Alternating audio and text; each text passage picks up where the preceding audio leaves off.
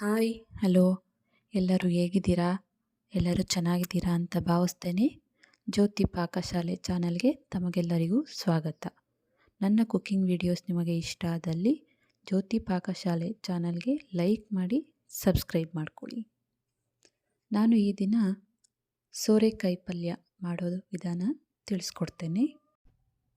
ಪಲ್ಯ ಮಾಡಲು ಬೇಕಾಗುವ ಸಾಮಗ್ರಿಗಳು ನೋಡೋಣ ಬನ್ನಿ. ಇಲ್ಲಿ ನಾನು ಒಂದು ಸೋರೆಕಾಯಿನ ಈ ರೀತಿ ಸಣ್ಣದಾಗಿ ಕಟ್ ಮಾಡಿಕೊಂಡಿದ್ದೇನೆ. ಹಾಗೆ ಸಾಸಿವೆ, ಎಣ್ಣೆ, 2 ಈರುಳ್ಳಿ ಈ ರೀತಿ ಸಣ್ಣದಾಗಿ ಕಟ್ ಮಾಡಿಕೊಂಡಿದ್ದೇನೆ. ಒಂದು 5ರಿಂದ 6 ಹಸಿಮೆಣಸಿನ್ಕಾಯಿ, ಹಾಗೆ ಕೊತ್ತಂಬರಿ ಸೊಪ್ಪು, ಸ್ವಲ್ಪ ಹಸಿಕಾಯಿ ತುರಿ, 8 ಎಸಳು ಬೆಳ್ಳುಳ್ಳಿ, ಹಾಗೆ 1 ಟೀ ಸ್ಪೂನಷ್ಟು ಜೀರಿಗೆ, ಸ್ವಲ್ಪ ಕರಿಬೇವು, ರುಚಿಗೆ ತಕ್ಕಷ್ಟು ಉಪ್ಪು, ಹಾಗೆ ಸ್ವಲ್ಪ ಅರ್ಧ ಟೀ ಸ್ಪೂನಷ್ಟು ಅರಿಶಿಣ. ಇಲ್ಲಿ ನಾನು ಮೊದಲಿಗೆ ಗ್ಯಾಸ್ ಸ್ಟವ್ ಮೇಲೆ ಕಡಾಯಿ ಇಕ್ಕಿ ಗ್ಯಾಸ್ ಹಚ್ಕೊಳ್ತೇನೆ. ಸ್ವಲ್ಪ ಎಣ್ಣೆ ಹಾಕ್ಕೊಳ್ತೇನೆ.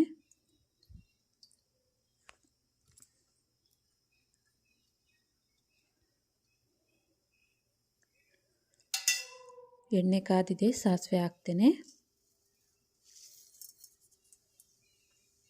ಹಾಗೆ ಜೀರಿಗೆ ಹಾಕ್ಕೊಳ್ತೇನೆ. ಸ್ವಲ್ಪ ಜೀರಿಗೆ ಹಾಕ್ತೇನೆ. ಈರುಳ್ಳಿ ಹಾಕ್ಕೊಳ್ತೇನೆ.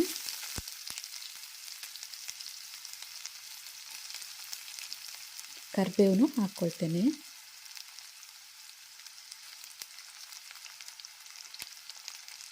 ಎಣ್ಣೆಯಲ್ಲಿ ಈರುಳ್ಳಿ ಸಾಫ್ಟ್ ಆಗೋ ತನಕ ಈ ರೀತಿ ಹುರ್ಕೋಬೇಕು.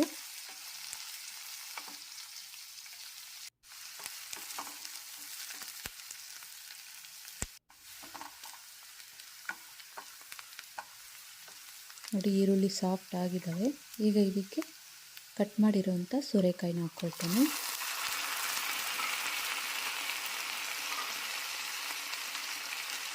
ಎಣ್ಣೆಯಲ್ಲೇ ಫ್ರೈ ಮಾಡ್ಕೋಬೇಕು ಇವನ್ನ.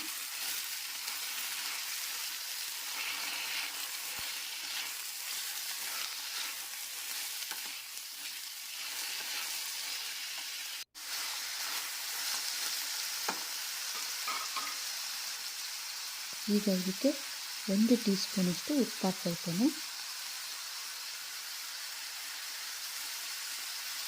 ಕಲಿಸ್ಕೊಳ್ಳೋಣ.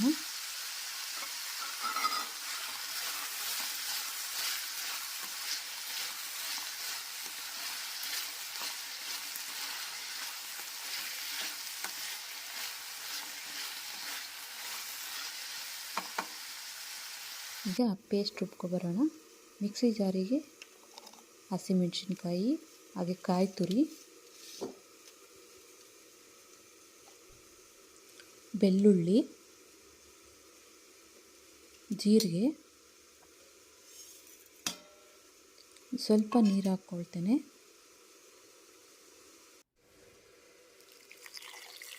ಇದನ್ನು ನುಣ್ಣಗೆ ರುಬ್ಬಿದಂಗೆ ಸ್ವಲ್ಪ ತರಿಯಾಗಿ ರುಬ್ಕೊಬರ್ತೇನೆ.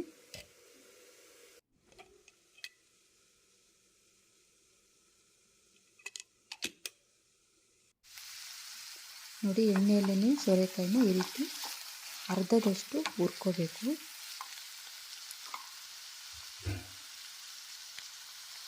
ಈಗ ಇದಕ್ಕೆ ಒಂದು ಚಿಕ್ಕ ಟೀ ಗ್ಲಾಸ್ನಷ್ಟು ನೀರು ಹಾಕ್ಕೊಳ್ತೇನೆ. ಇದನ್ನು ಬೇಯಿಸ್ಕೋಬೇಕು. ಇದಕ್ಕೀಗ 1/4 ಟೀ ಸ್ಪೂನಷ್ಟು ಅರಿಶಿನ ಹಾಕ್ಕೊಳ್ತೇನೆ.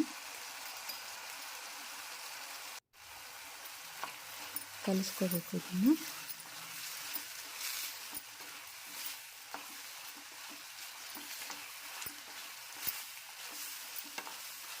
ಈಗ ಇದಕ್ಕೆ ರುಬ್ಬಿರುವಂಥ ಪೇಸ್ಟ್ ಹಾಕ್ಕೊಳ್ತೇನೆ. ಕಲಿಸ್ಕೊಳ್ಳೋಣ ಇದನ್ನು.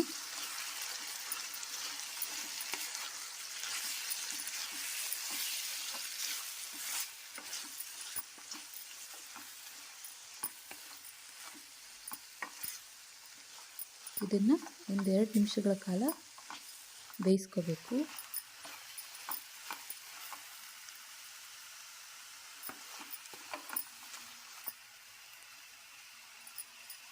ಪ್ಲೇಟ್ ಮುಚ್ಚಿ ಒಂದು 2 ನಿಮಿಷ ಇದನ್ನು ಬೇಯಿಸ್ಕೊಳ್ತೇನೆ.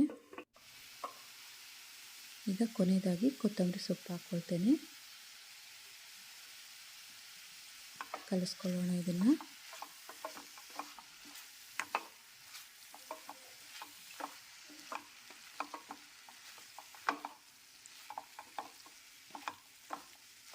ಸೋರೆಕಾಯಿ ಪಲ್ಯ ರೆಡಿ ಆಯಿತು. ಗ್ಯಾಸ್ ಆಫ್ ಮಾಡ್ಕೊಳ್ತೇನೆ. ಬಟ್ಲಿಗೆ ಸರ್ವ್ ಮಾಡ್ತೇನೆ. ನೋಡಿದ್ರಲ್ಲ ಸೋರೆಕಾಯಿ ಪಲ್ಯ ಮಾಡೋ ವಿಧಾನ. ಯಾವುದೇ ರೀತಿಯಾದಂತಹ ಮಸಾಲೆ ಪುಡಿಗಳನ್ನ ಉಪಯೋಗಿಸ್ಕೊಳ್ದಂಗೆ ಮಾಡ್ಕೊಳ್ಬೋದು. ತುಂಬ ರುಚಿಯಾಗಿರುತ್ತೆ. ನನ್ನ ಕುಕಿಂಗ್ ವಿಡಿಯೋಸ್ ನಿಮಗೆ ಇಷ್ಟ ಆದಲ್ಲಿ ನನ್ನ ಚಾನಲ್ಗೆ ಲೈಕ್ ಮಾಡಿ, ಸಬ್ಸ್ಕ್ರೈಬ್ ಮಾಡಿ. ಧನ್ಯವಾದಗಳು.